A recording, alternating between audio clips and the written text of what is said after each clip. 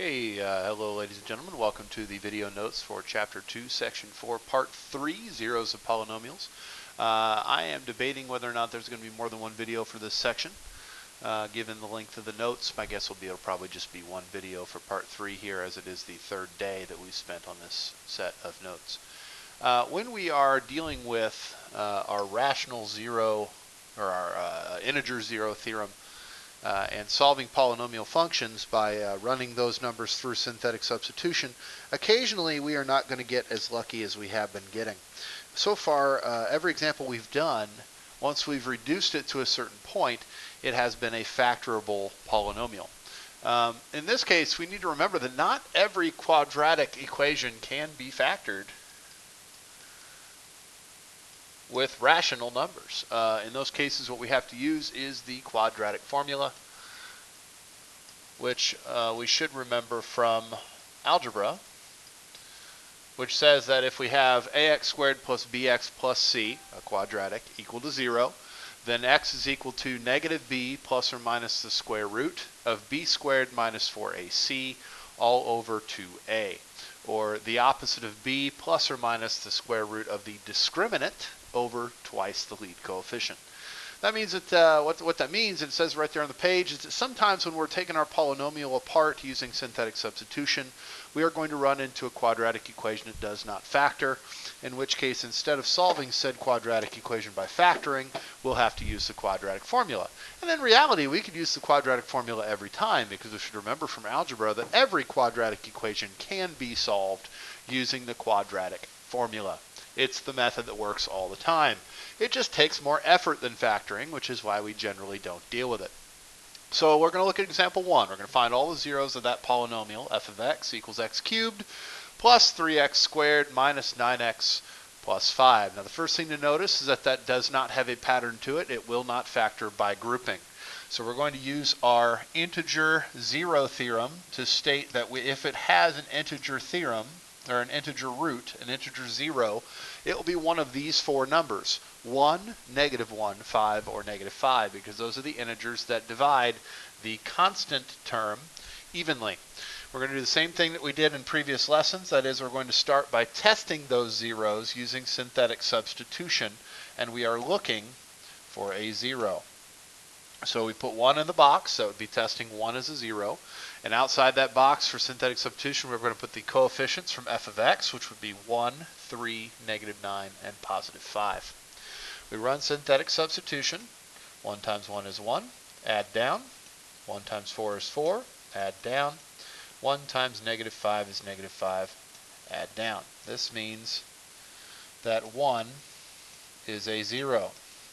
Now, why is that useful? That's useful because that means that f of x factors into x minus 1, because if 1 is a 0, then x minus 1 is a factor, times x squared plus 4x minus 5.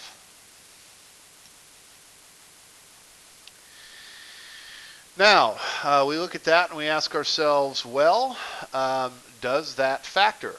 Are there numbers that multiply to -5 and add to positive 4? And in this case, yes. Yes, there are. Those numbers are 5 and -1. So that polynomial would factor into x minus 1, x minus 1, x plus 5. Which means that f of x has two zeros. We've got x minus 1 equals 0, providing us with the 0 x equals 1, which happens twice, which means a multiplicity of 2. And we have x plus 5 equal to 0, telling us that x equals -5 is a 0 with a multiplicity of 1. So that one wasn't fancy. That's the kind that we've been dealing with. Okay? We get relatively lucky here in that the quadratic, when we're done reducing it, does still factor, meaning we don't end up having to use the quadratic function. But that is not always a quadratic formula. That is not always going to happen. So let's look at a more difficult problem. Okay, so here we go again. If we look at that particular cubic equation in example 2, x cubed minus 3x squared minus 2x plus 2, There is no pattern to it in that it will not factor by grouping. So we're going to have to test zeros. So we use our our integer zero theorem to come up with a list of potential integer zeros, which would be 1, -1, 2, -2.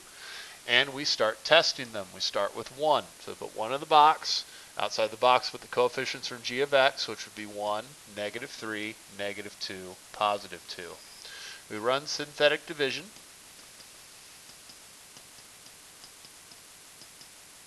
Okay, that did not work. So we move on, we try another number. We try -1. And we keep going until we find a 0. There we go. There's our 0. So that tells us that g of x factors into x plus 1, because -1's in the box, so -1 is a 0. X plus 1 is the factor. And then we have x squared minus 4x plus 2 from these numbers here. 1x squared minus 4x plus 2. Now you should immediately notice that that quadratic equation, x squared minus 4x plus 2, does not factor. There are no numbers that multiply to 2 and add to -4. So when we go to do our zeros of our factored form, we are going to get 1 very easily. X plus 1 equals 0 tells us that x equals -1 is a 0, multiplicity of 1. And then here we're going to have to get more complicated. X squared minus 4x plus 2 equals 0. Well, that would mean a is 1, b is -4, c is 2, and we're going to run the quadratic formula, which we probably should have memorized in algebra class. If you did not, well, make sure you refer back to it earlier in the notes. It is -b plus or minus the square root of b squared minus 4ac all over 2a. So in this case, that would be x equals 4 plus or minus the square root of -4 squared minus 4 times 1 times 2 all over 2 times 1. Now, if you're very, very careful in your calculator, you can type this in as long as you insert either a plus or a minus for the plus or minus. But remember that that is 2 different roots. So you would have to feed it twice. It might be worthwhile to try to reduce it as much as you can by hand. So we've got 4 plus or minus the square root of 16 minus 8, which would be 8, over 2. 8 reduces to 2 root 2 over 2. And then those two, all those numbers are divisible by 2, so we would divide 4 and 2 by 2, giving us 2 plus or minus the square root of 2. That's 2 additional zeros, with each with a multiplicity of 1. X equals 2 plus root 2, and x equals 2 minus root 2. These would be irrational roots. Okay, these would be irrational roots. They're not integers, so it doesn't factor evenly. Okay, let's do another one. So down here in the bottom section here, same problem. If we look at that, there is no number that we could factor out that would lead to us having a factor by grouping situation. So we need to go straight to our list of potential zeros, which would be 1, 2, 3, and 6. Draw a line here so we don't get confused, okay? And then we find a 0, so we put 1 in the box. Outside we would have the coefficients from h of x, 1, 3, 2, and -6. We'd run synthetic division. Again, what we're looking for is a 0. And we get it right away, lucky us. So h of x factors into x plus 1, because or x minus 1, sorry. X minus 1, because 1 is a root, which means x minus 1 is a factor. And then these numbers down here, 1, 4, and 6, tell us that we have x squared plus 4x plus 6. Now again, we should immediately recognize that that quadratic does not factor. So even though we get one really easy root from this part, x equals 1 is one of our roots, one of our zeros, one of our solutions for h of x. The others are not going to be as easy to find. X squared plus 4x plus 6 equals 0, which means a is 1, b is 4, c is 6. X is equal to negative b plus or minus the square root of b squared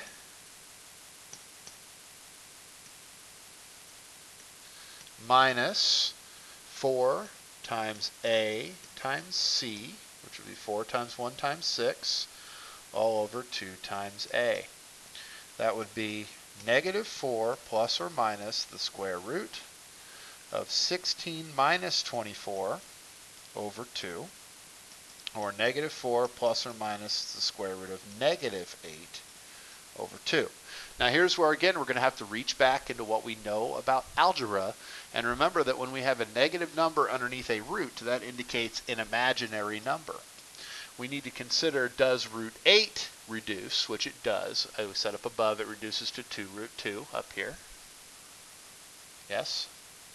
So, when we reduce the square root of negative 8, that is 2I root 2, the I representing that negative underneath the root.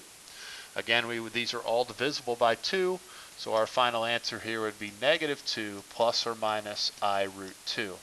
These imaginary roots, negative 2 plus I root 2 and negative 2 minus I root 2, along with x equals 1, are the 3 zeros of h of x.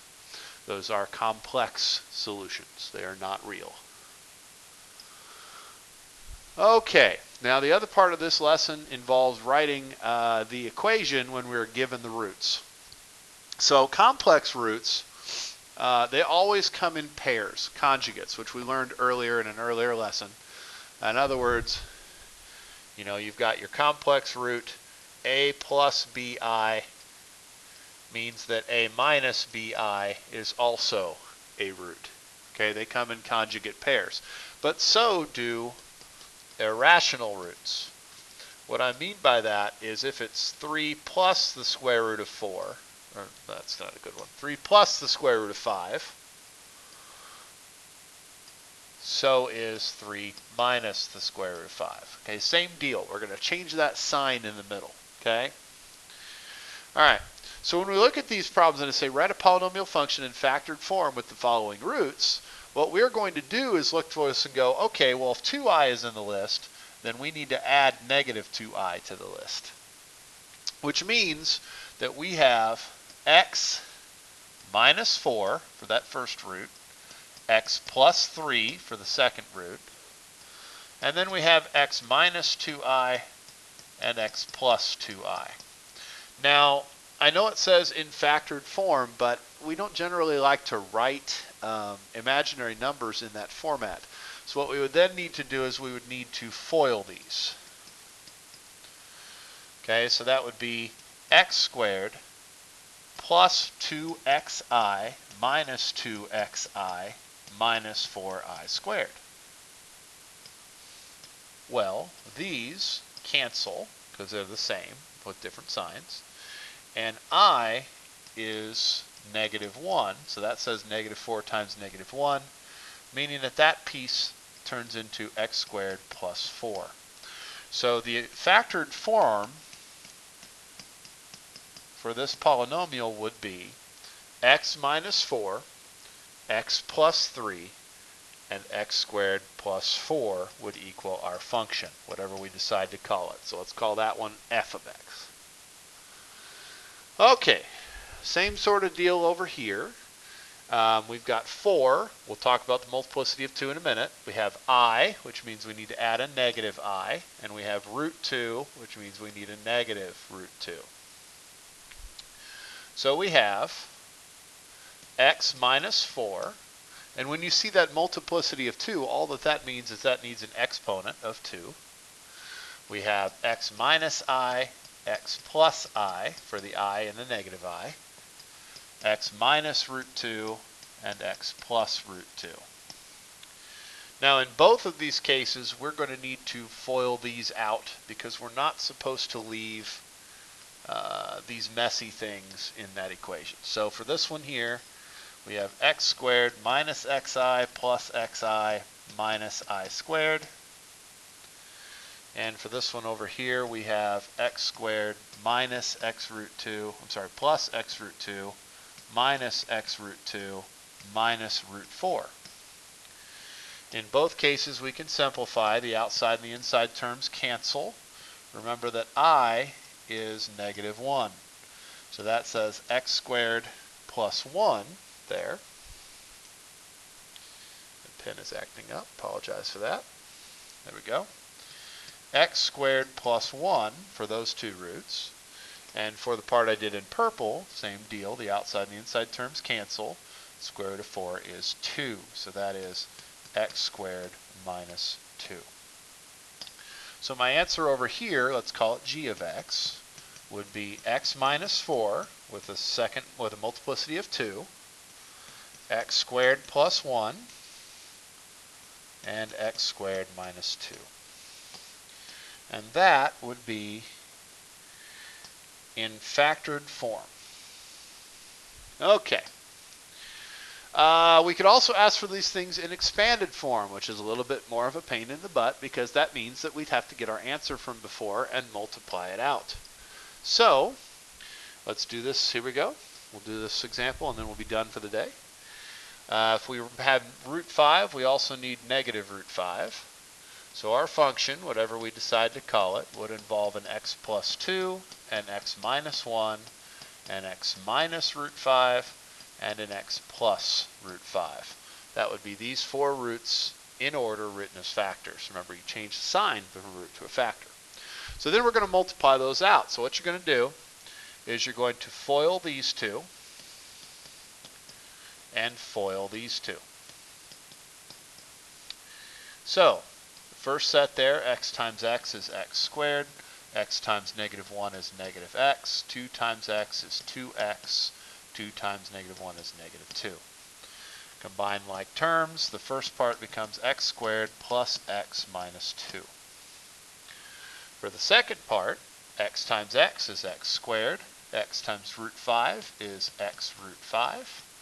Negative root 5 times x is negative x root 5. Negative root 5 times root 5 is negative root 25. Those cancel, and I'm left with x squared minus 5, because the square root of 25 is 5. Then I need to multiply these out as well, because it still is not in expanded form. So we're going to carry out what's called double distribution here. We're going to make sure that the x squared multiplies the entire first trinomial, and we're going to make sure that negative 5 multiplies the entire first trinomial. In both cases, we're going to see we've distributed this set of parentheses, and now we're going to distribute again. That's why it's called double distribution. So f of x would be x to the 4th plus x to the 3rd minus 2x squared minus 5x squared minus 5x plus 10. Combine like terms. The final answer would be x to the 4th plus x cubed minus 7x squared minus 5x plus 10. All right, let's do another one here with the second set of solutions here. We'll call this one g of x. Remember that if 3 minus I is a root, 3 minus I is a root, then so is 3 plus I. Now this one is going to be a little bit harder to follow, because you see when we subtract those, we have x minus 3 minus I and x minus 3 plus I. And that looks a lot worse than it is. What we're going to do is we're going to multiply this whole mess out first, and then we'll deal with the x minus 2. So when we multiply that out, we have x times x, which is x squared, x times negative 3 plus I, x times negative 3 minus I, and 3 minus I times 3 plus I. Things are getting a little bit crowded there. Let me see if I can move this over just a little bit to clean that up. Can't go far, but I can go a little bit.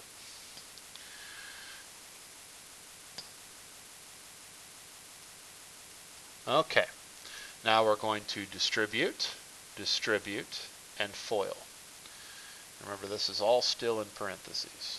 Okay, so we have x squared minus 3x minus xi minus 3x plus xi.